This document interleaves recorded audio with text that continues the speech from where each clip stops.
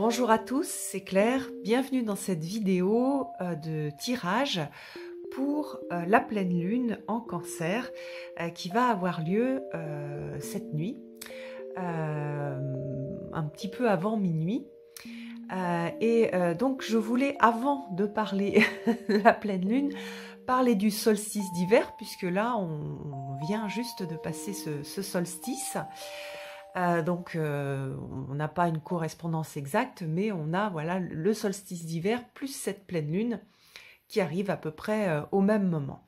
Alors, pour représenter le tirage et parler un petit peu de ces énergies, j'ai utilisé le Journey into Egypt tarot, qui est un très beau tarot où il y a des associations avec des périodes, on va dire, astrologiques. Elle travaille avec de l'astrologie sidérale, mais moi, je suis restée sur une astrologie classique. Voilà. Donc, on a ici le solstice d'hiver. Alors, il est représenté par...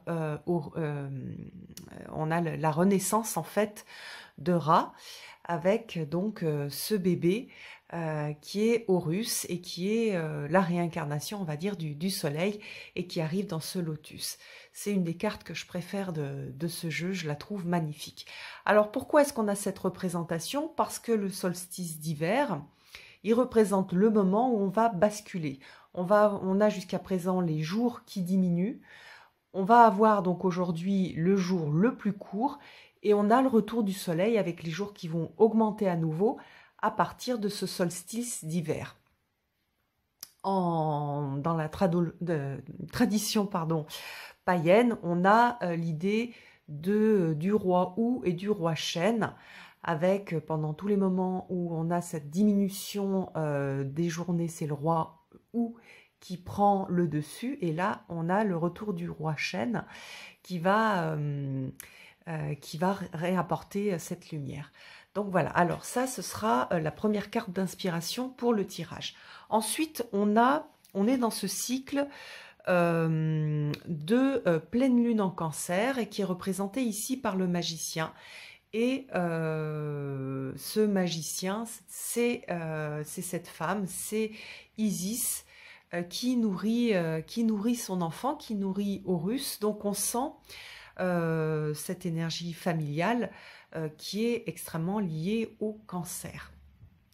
Et puis, la troisième carte, c'est la carte spécifique de la pleine lune en Cancer. Donc on voit ici la reine de denier qui est en train de s'occuper de son fils. Donc on sent à nouveau cette énergie très forte liée à la famille.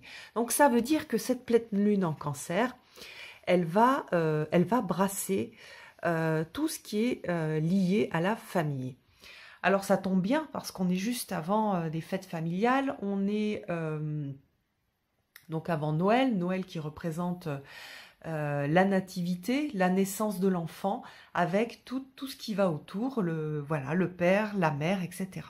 Alors pour le tirage, c'est un tirage qui est général. Il faut comprendre que on est énormément influencé par les énergies générales, vont résonner plus ou moins fort en fonction de notre profil et en fonction des planètes qu'on a dans nos signes, mais l'énergie la plus forte, c'est cette énergie générale, c'est cette pleine lune en Cancer, quel que soit votre signe du zodiaque.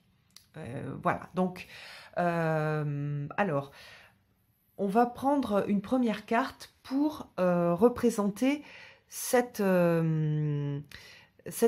magicienne et surtout le fait d'être nourrie, puisqu'on a, pendant cette pleine lune en Cancer, un besoin important de se sentir en sécurité, de se sentir nourri, de se sentir chez soi aussi. Et donc, c'est ce premier besoin qu'on va explorer et on va voir comment on peut remplir ce besoin et quels sont les conseils des cartes pour aller à la rencontre de ce besoin. Alors pour les tirages, j'utilise le tarot Margaret Peterson que j'ai commencé à découper, que j'ai pas complètement découpé, mais que je conserve comme ça pour reconnaître les cartes. Vous allez voir, c'est pas immédiat pour les reconnaître. Alors donc, comment avoir cette nourriture, cette sécurité. Quelles sont les pistes, quels sont les conseils de nos guides pour aller à cette rencontre de sécurité. Alors, vous voyez qu'on a le 3 de coupe.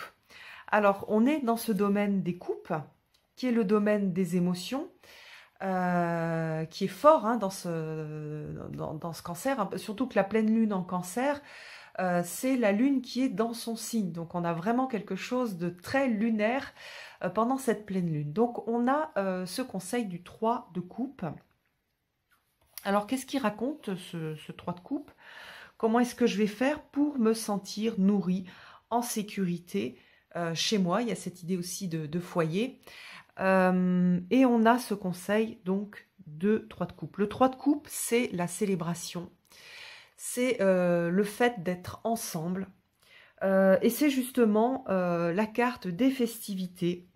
C'est la carte aussi du jeu. C'est la carte de la danse. C'est la carte de rentrer en mouvement avec les autres. C'est une carte qui est axée sur les émotions.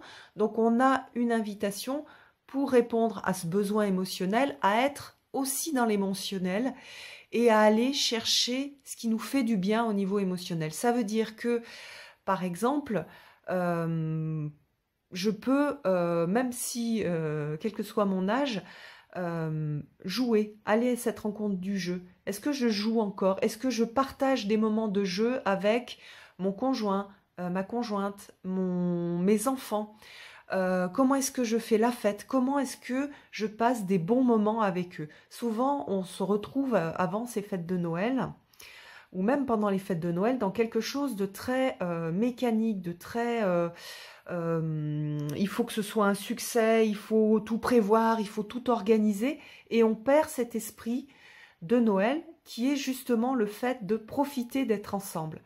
Donc, au lieu de faire un Noël parfait au niveau technique, au lieu d'organiser un Noël parfait, essayez d'organiser et d'être dans cette idée de « je veux faire un Noël humain ». Donc, si on ne mange pas des choses extraordinaires, si tout n'est pas parfait, c'est tant mieux, c'est très bien. Au contraire, il a quelque chose de beaucoup plus humain. Par contre, ce que je vais faire, c'est chercher des façons de profiter d'être ensemble. Donc, parfois, c'est faire un jeu de société, c'est jouer à la Wii avec la grand-mère, c'est faire un jeu de cartes, c'est rigoler ensemble, c'est raconter des blagues, voilà, c'est privilégier en fait l'humain plutôt que l'organisation. Il faut manger absolument un super repas comme ci, comme ça, et il faut bien que mon sapin soit parfait. Non, soyez sur quelque chose d'humain, soit sur quelque chose de vivant, et privilégiez le cœur, en fait, les relations de cœur, plutôt que tout ce qui est matériel autour. Voilà. Donc, ne faites que les choses avec le cœur. Si pour vous, faire les choses avec le cœur, c'est passer moins de temps en cuisine et plus avec les gens que vous aimez, eh bien, c'est parfait, en fait. Donc voilà, ça c'est quelque chose qui va vous aider à revenir sur cet esprit de Noël et à quitter le monde des obligations, comme si en fait Noël c'était un projet et qu'il y avait un projet à réussir. Non, Noël c'est un moment à passer ensemble, un moment de cœur. Donc voilà pour cette première carte. Donc ensuite on a une seconde carte qui est donc relative à la reine de denier. Et là, on va travailler comment clarifier en fait mes relations familiales, parce qu'on a ça en fait dans ce moment de pleine lune en cancer, c'est qui est mon père, qui est le père en fait, qui est la mère, qui est l'enfant, je suis l'enfant de qui. Donc toutes ces relations familiales. Ce sont comment dire, les périodes de Noël, c'est vraiment des moments où on bosse ça. Je suis l'enfant de qui, de quoi j'hérite, est-ce que j'ai bien mon positionnement d'enfant avec mes parents, est-ce que je suis bien en positionnement de parent si j'ai des enfants, et qu'est-ce que c'est qu'un parent, quels sont les besoins que j'aurais aimé avoir, enfin, que j'avais et qui n'ont pas été remplies par mon père, par ma mère, et comment je fais moi en tant qu'adulte pour trier tout ça. Donc, si pour vous, la période de Noël, c'est compliqué, d'ailleurs c'est compliqué pour beaucoup de gens, hein, parce qu'il y a des choses qui se rejouent, il y a l'enfant intérieur qui se remet à parler plus fort, et donc vous allez entendre cet enfant qui n'a pas eu ce qu'il aurait aimé avoir. Il y a aussi toutes les relations entre frères et sœurs, toutes les problématiques de ces relations qui vont être mises au jour à nouveau. Et donc, c'est un bon moment pour aller clarifier et pour remettre de la paix sur ces relations. Alors, qu'est-ce qu'on a comme carte? Alors, on a à nouveau une carte de coupe et on a le 10 de coupe. Alors, c'est traditionnellement, ce 10 de coupe, on voit souvent en fait une famille. Dans le Rider-Waite, on a cette famille idéale avec cet arc-en-ciel. Et ici, on a quelque chose de plus, je trouve, d'un peu plus intéressant, avec cette mère qui est calme. Et donc, on a sur ce 10 de coupe la fin de l'histoire, la sublimation en fait des coupes, avec la capacité à réguler les émotions, à avoir traversé en fait toutes les émotions qu'on avait, qu'on ressentait. Donc on a traversé toutes ces émotions et on a réussi à se retrouver dans cette mer qui est beaucoup plus calme. Donc, qu'est-ce que c'est comme conseil? À quoi ça correspond?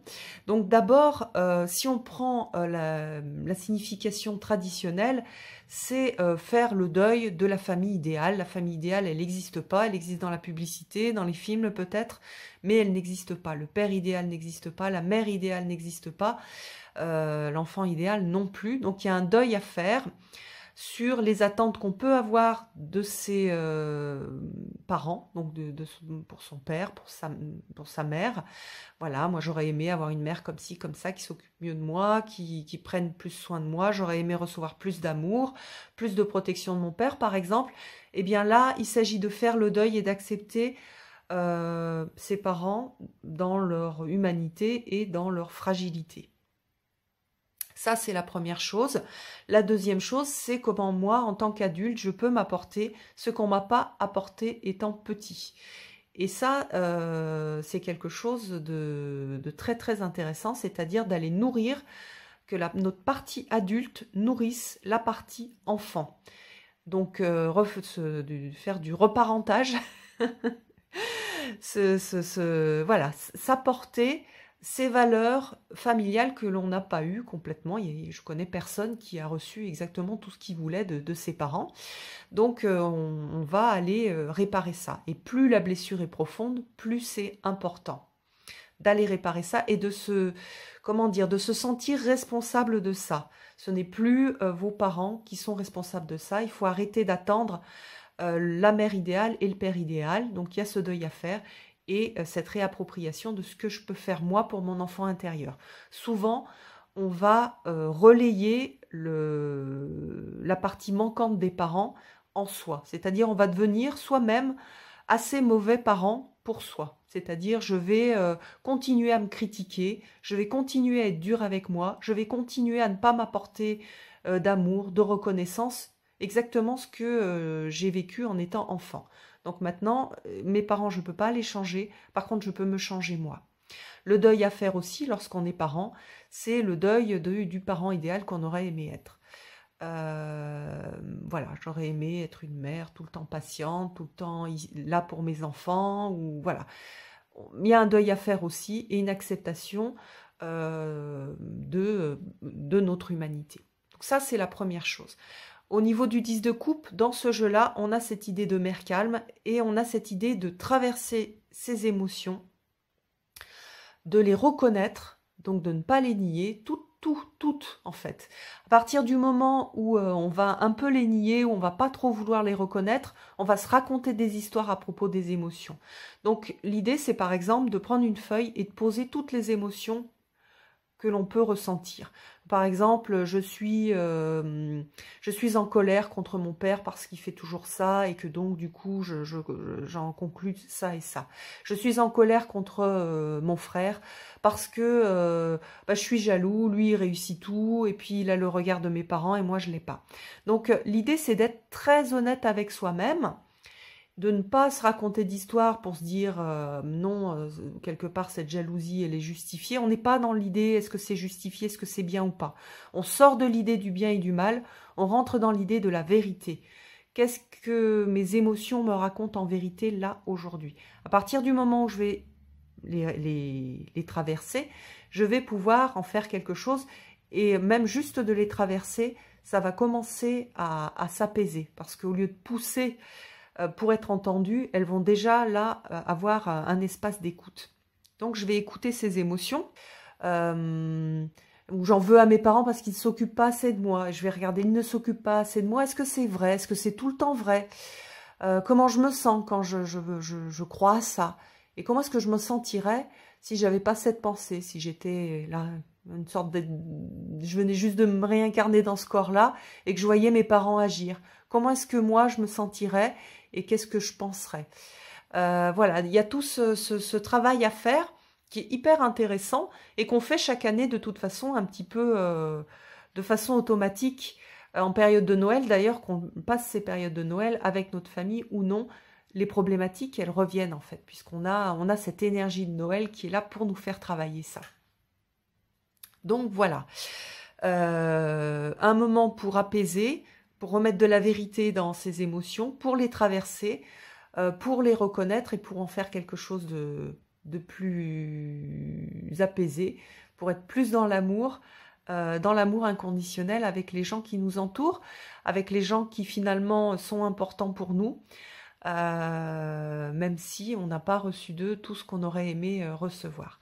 Un moment d'acceptation de l'enfant que l'on est, que l'on a été, du parent que l'on est, et puis des parents que l'on a eus. Voilà, et puis donc j'ai rajouté une carte pour voir un petit peu par rapport à cette carte du soleil, du retour du soleil, du retour de la lumière. Et donc la question c'est comment accompagner au mieux ce retour du soleil, ce retour de la lumière, de la chaleur dans ma vie. Alors ça, elle est hyper importante pour tous les gens qui se sentent justement frileux, qui sentent ce froid, qui sentent ce sombre et qui ont envie de faire revenir la chaleur dans leur vie. Alors, on a une carte de plume, donc une carte d'air qui est la fille de plume. Alors, cette fille de plume, elle paraît un petit peu étrange, hein, puisqu'on est dans ce monde des épées, ce monde de la pensée. Et le monde de la pensée, très souvent, c'est un monde qui est froid. Parce que c'est la pensée brute. Et en fait, paradoxalement, cette fille de plume, elle apporte en fait un esprit souple, un esprit mobile, un esprit ouvert à la nouveauté. Et c'est cet esprit-là qui va permettre de faire revenir cette chaleur, ce soleil dans notre vie. Donc ouvrez-vous, soyez curieux, soyez ouverts à la nouveauté, soyez ouverts à ce que la vie va vous proposer. Regardez tout avec un œil neuf. Faites ce que j'ai un petit peu évoqué dans la carte précédente. Imaginez que vous oubliez tout ce qui s'est passé auparavant et que, paf, vous êtes parachuté, vous êtes un extraterrestre, vous êtes parachuté dans votre corps et dans votre vie d'aujourd'hui et regardez les choses non plus de façon émotionnelle, mais avec de la curiosité. Tiens, qu'est-ce qui se passe? Tiens, ah bah tiens, j'ai telle relation avec mon frère. Ah bah tiens, je discute comme ça avec ma sœur. Tiens, ma sœur, elle me parle comme ça. Tiens, mon père, il me parle comme ça. Et sans être dans l'émotion, juste dans la curiosité et dans l'ouverture. Qu'est-ce qui est en train de se passer autour de moi? Tiens, moi, je viens de dire ça à mon fils. Mais tiens, pourquoi je dis ça en fait? Qu'est-ce qui se passe? Pourquoi? Soyez dans l'étonnement. soyez dans le jeu et soyez dans ce détachement en fait. Pour pouvoir accueillir quelque chose de nouveau, il va falloir se détacher de l'ancien. Et donc, on a ce travail de détachement qui est cette invitation au détachement qui est proposée par cette fille de plume. Donc, on a vraiment quelque chose d'hyper intéressant. Si vous voulez faire un petit rituel ou faire quelque chose qui pour vous inspirer ou pour vous rappeler ce travail de détachement, je vous invite à aller trouver une petite plume dans la nature. Même si c'est une plume de pigeon, que vous êtes en ville, ça va très très bien, les plumes de pigeon. Donc vous prenez une petite plume. Si vous avez des pierres, par exemple, vous pouvez sortir une pierre de soleil, mais vous pouvez aussi sortir une pierre jaune ou une pierre qui pour vous résonne avec cette idée de soleil, ou vous pouvez sortir la carte du soleil dans votre jeu de tarot, ou une carte qui ressemble à celle du soleil dans un oracle, et mettre cette petite plume à côté, et mettre une petite bougie. Et puis le soir, par exemple, réfléchir à cette idée de détachement pour pouvoir faire rentrer le soleil. Voilà, alors je termine et par ce gros plan de soleil. J'espère qu'il va vous inspirer, qu'il va vous donner du baume au cœur. Et puis, je vous embrasse tous et je vous souhaite de très belles fêtes. À bientôt!